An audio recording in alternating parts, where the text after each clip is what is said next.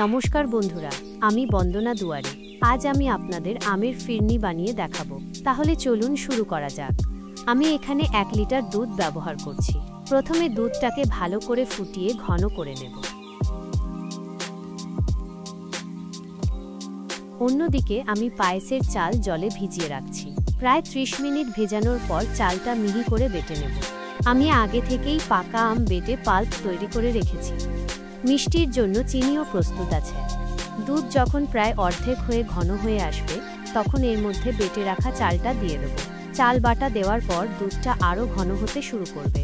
এই সময়টা খুব গুরুত্বপূর্ণ, কারণ চাল তলায় লেগে যেতে পারে, তাই ক্রমাগত নাড়তে থাকুন। দুধ আর চালের মিশ্রণটা ঘন হয়ে ফিরনির মতো টেক্সচার এলে এর মধ্যে স্বাদমতো চিনি মিশিয়ে দিন।